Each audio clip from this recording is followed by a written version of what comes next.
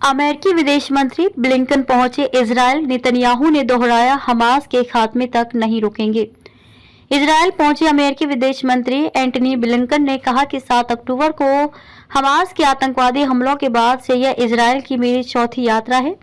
पिछली यात्रा में मैंने हमास की रिहाई की सुविधा के लिए मानवीय रुकावटों की संभावना, बंधकों, मानवीय सहायता में वृद्धि और फिलिस्तीनी नागरिकों की सुरक्षा पर चर्चा की थी। ब्लिंकन ने कहा कि ऐसे कई मुद्दे थे जिन पर काम करने की जरूरत है। संयुक्त राज्य अमेरिका आज इन लक्ष्यों को प्राप्त करने के लिए प्रतिबद्ध है। गाजा में मानवीय विराम जिसे लागू करने के लिए संयुक्त राज्य अमेरिका ने इजरायल, कतर और मिस्र के साथ मिलकर काम किया। यह 7वां दिन है जब बंधकों को मुक्त कर दिया गया है और वे अपने परिवारों के पास घर लौट रहे हैं। यह 7वां दिन है जब काफी अधिक मानवीय सहायता मिल रही है गाजा के लोगों को जिन्हें इसकी जरूरत है। 7वां दिन है जब गाजा में नागरिक सुरक्षित क्षेत्रों में जाने में सक्षम हो गए हैं। हमारा तत्काल ध्यान अपने साझेदारों के साथ मिलकर विराम को बढ़ाने पर है ताकि हम और अधिक बंधकों को बाहर निकालना जारी रख सकें। साथ ही हम गाजा में फिलिस्तीनी नागरिकों को मानवीय सहायता बढ़ाना जारी रख रहे हैं। नेतन्याहू से मिलकर क्या बोले इजरायली पीएम नेतन्याहू।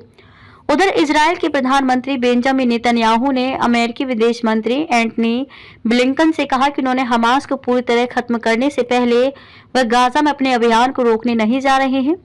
यरूशलेम में शुक्रवार को ब्लिंकन से मुलाकात के बाद नेतन्याहू ने कहा कि मैंने उनको बता दिया है कि इजरायल और मैंने हमास को नेस्तनाबूद करने की कसम खा ली है और ऐसा करने से हमें कोई नहीं रोक सकता है। नेतन्याहू की ब्लिंकन से यह मुलाकात यरूशलेम में हमास के 2 आतंकियों द्वारा 3 लोगों की हत्या के तुरंत बाद हुई है। जब तक हमास रहेगा, हमले जारी रखेंगे।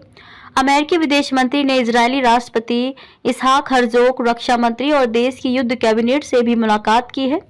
इजरायल के रक्षा मंत्री योव गैलेंट ने भी अमेरिकी विदेश मंत्री एंटनी ब्लिंकन से मुलाकात में अपने पीएम की बात को दोहराया। उन्होंने कहा है कि हमास के साथ तब तक युद्ध जारी रखा जाएगा जब तक कि आतंकवादी संगठन बेअसर नहीं हो जाता है। जहां तक हमास में कोई क्षमता बची है उस पर हमले किए जाएंगे। एंटनी ब्लिंकन ने गाजा में मानवीय सुरक्षा पर जोर दिया। एंटनी ब्लिंकन ने दक्षिणी गाजा में किसी भी सैन्य अभियान से पहले मानवीय और नागरिक सुरक्षा सुनिश्चित करने पर जोर दिया। उन्होंने इजरायली पीएम से वेस्ट बैंक में फिलिस्तीनियों के खिलाफ हिंसा के लिए बसने वाले चरमपंथियों को जिम्मेदार ठहराने के लिए तत्काल कदम उठाने का भी आग्रह किया। बयान में कहा गया है कि ब्लिंकन ने इजरायल के साथ शांति और सुरक्षा में रहने वाले फिलिस्तीनी राज्य के लिए ठोस कदम उठाने की अमेरिका की प्रतिबद्धता भी दोहराई।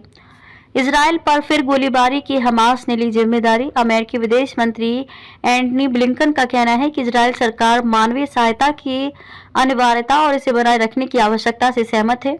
इससे पहले इजरायल में सड़क पर एक बार फिर गोलीबारी की घटना हुई है। यहाँ यरूशलेम में बस स्टॉप पर इंतजार कर रहे लोगों पर हुए भयानक आतंकवादी हमला हुआ। आतंकियों ने ताबड़तोड़ गोलियां चलाई थी। इसमें 3 इजरायली नागरिकों की मौत हो गई। वहीं 2 अमेरिकी नागरिकों सहित 6 लोग घायल हो गए। हमास ने इस हमले की जिम्मेदारी ली है। पुलिस ने दोनों आतंकियों को ढेर कर दिया जिन्हें हमास ने वीर कहा।